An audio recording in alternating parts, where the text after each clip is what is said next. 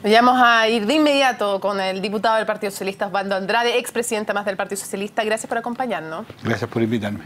Debíamos conversar de este cónclave, pero antes, respecto a la declaración que trascendió, bueno, ya no trascendió, se hizo pública porque se levantó el secreto de Rodrigo Peñalillo, exministro del Interior. ¿Cómo interpretó usted la declaración, específicamente las partes en que se le pregunta por cuánto conocimiento tenía la presidenta Bachelet de AIN y guarda silencio? Él no guardó silencio, lo que señaló que su abogado lo había instruido para responder lo que se quería referir solamente a su participación en los hechos. A mí me parece razonable. La exoneración de la presidenta Bachelet respecto a que no tenía información, duda y participación ninguna en todo este entramado, el propio Rodrigo Peñalillo lo señaló hace meses atrás, cuando dijo que la presidenta no sabía nada de esto. Esto lo ratificó también el señor Martelli en su momento. Así que desde el punto de vista de los hechos públicos, está bastante nítido la situación. Desde el punto de vista de lo declarado ante el Ministerio Público, mi tesis es muy simple. Esperemos que el Ministerio Público evalúe las declaraciones de uno y otro y tomará las determinaciones que le parezca más adecuadas. ¿Pero cuál es el significado político de que, a diferencia de lo que hizo Martelli y lo que hizo Rosenbluth en sus declaraciones, él no diga, no sabía? No le hubiera perjudicado en nada a él decir que otra persona no sabía. A ver, no abuse de mí, no tengo cómo yo interpretar la motivación particular de Peñalillo, no soy especialista en eso, pero me quedo con lo que fue sus palabras hace un tiempo atrás, en que él señaló derechamente que la presidenta no sabía. No creo que haya cambiado de opinión, su declaración no dice nada al respecto.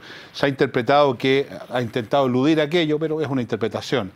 Yo creo que él obedeció más bien a una estrategia judicial de su propia... Él comparece como inculpado, así que tiene que hacer de su defensa, hacerle caso a su abogado, y desde ese punto de vista lo entiendo de esa perspectiva.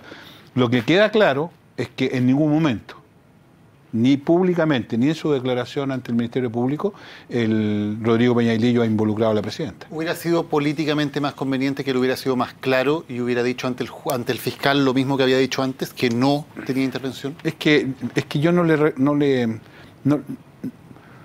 espero que en una declaración ante un tribunal sea uno políticamente correcto. Creo que sería un desatino pedir aquello, digamos. Ante un tribunal, cuando se comparece como inculpado, uno tiene que procurar fundamentalmente defender su propio punto de vista. Claro, pero curiosamente él responde todas las demás preguntas. Dice sí, no sé. Solamente cuando se le menciona a la presidenta Bachelet ocupa esta fórmula bien curiosa de decir mi abogado me recomendó que no hablara de este tema. Sí, lo que pasa es que yo inevitablemente junto eso con lo que fueron sus declaraciones anteriores, no puedo evitarlo, digamos. Y como en sus declaraciones anteriores él señaló que la presidenta no tenía nada que ver con esto, no tengo razón alguna para estimar que esta declaración introduce una cuota de incertidumbre a lo que fue su anterior declaración. Ahora, si hay algo más, francamente no lo sé. No, pero eso no es tan exacto, porque lo que dijo en sus declaraciones anteriores, para ser más preciso, es que no sabía de la precampaña, pero nunca señaló y nunca despejó la duda de cuánto sabía la presidenta respecto de los nexos entre AIN y SQM. Por lo tanto, no es efectivo que haya despejado ese punto. Ese punto específico no lo ha despejado hasta el día de hoy. Sí, lo que pasa es que sería muy extraño que una persona que no tenía información sobre una precampaña supiera de los entramados de la precampaña. No, porque después en campaña sigue el nexo entre la empresa que administra la campaña y AIN. También en campaña, y eso tampoco lo despejó. Pero sobre eso se ha hecho bastante literatura en el periodo de primarias formales. Incluso nosotros como socialistas también hemos asumido nuestra cuota de participación, incluso desde el punto de vista financiero en ese proceso. Si aún así, en ese proceso, ya con primarias formales, hay situaciones anómalas, como usted se refiere, probablemente habrá que aclararlo. Lo que sí puedo señalar es que si hubo aportes de privados a la campaña de primarias, eso está perfectamente dentro de la ley. Diputado... De hecho, nosotros administramos, como administradores de esa campaña, administramos aporte privado en la campaña de las primarias. Usted en su momento fue bastante crítico cuando parlamentarios de su mismo partido le dieron un respaldo irrestricto a Rodrigo Peñalillo cuando se aparecían estos primeros antecedentes. Senadores específicamente. Senadores específicamente de su partido. Él en esos momentos decía que los trabajos eran efectivamente realizados y que además tenía copia de todos sus trabajos y los podía mostrar. Su declaración judicial era un poco distinta en términos de la existencia de esos trabajos, en términos de poder entregarlos. ¿Cree que le dio la razón la declaración judicial del exministro? O sea, yo creo que me dio la razón otra cosa un poquito más importante que eso, digamos, que la declaración más o menos. Lo que me dio la razón a esa crítica que le hice a mis senadores en su momento fue de que lo que quedó en absoluta evidencia, que se construyó un entramado absolutamente al margen de los partidos, en circunstancias que se podía haber hecho perfectamente y legalmente desde los partidos, particularmente desde el Partido Socialista, para no adjudicar la responsabilidad a otros. Esa crítica política la he mantenido, es un reproche que hago y que se ha socializado y muchos ya la han entendido, y creo que en ese momento nuestros senadores se equivocaron porque lo que respaldaron finalmente fue esta actuación, al margen de si los informes de Estado no estaban, que ya constituye un anecdotario desde el punto de vista del valor político del gesto aquel. Cuando Rodrigo Peñailillo era ministro del Interior y hablaba en esas condiciones, ¿dijo la verdad? ¿Cuando hablaba sobre qué? Cuando hablaba de estos temas, por A mí ejemplo, no me de dijo toda la informes. verdad. Cuando habló con... ¿Quién no le dijo? No, a mí no me dijo toda la verdad. Usted me habrá visto en la prensa que mi decepción respecto a Rodrigo Peñailillo, que hay cosas que debiera haberme planteado, que yo pregunté y que no me planteó. Específicamente, ¿qué respecto? Todo el entramado previo a la campaña de primarias fue absolutamente soslayado desde el punto de vista de la información, por lo menos del presidente del Partido Socialista. ¿Y usted preguntó después, a posteriori, y no se la informó? Así es. Por supuesto. Le preguntó a Rodrigo Peñailillo específicamente en qué había consistido esa pre-campaña. ¿A qué otro podría preguntar? Sí, no, le pregunté, perdón, para ser más preciso, le pregunté al entonces ministro del Interior, le pregunté al entonces ministro de Hacienda, para ser preciso.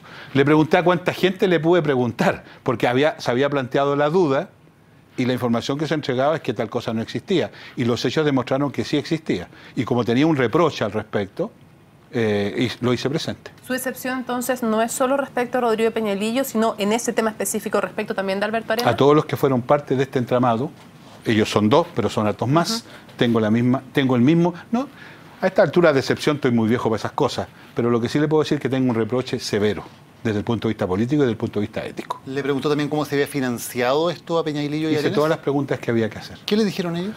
Las explicaciones que se me dieron, las respuestas no eran exactamente las verdades. ¿No se mencionó ese cuál? No, es que no entré más en detalle porque ya, ¿para qué? Es suficiente cuando uno sabe lo grueso. ¿Usted le creyó en ese momento o sintió que le estaban mintiendo? Yo nunca tuve dudas para poner en duda las cosas que se me decían, salvo que cuando empezaron a aparecer los hechos, los porfiados hechos, como decía un señor antiguamente, me dieron la razón a mis suspicacias y no a lo que se me había señalado. ¿Y ese factor fue fundamental en que usted no respaldara con fuerza, por ejemplo, la permanencia de una persona de su partido, Alberto Arenas, como ministro de Hacienda?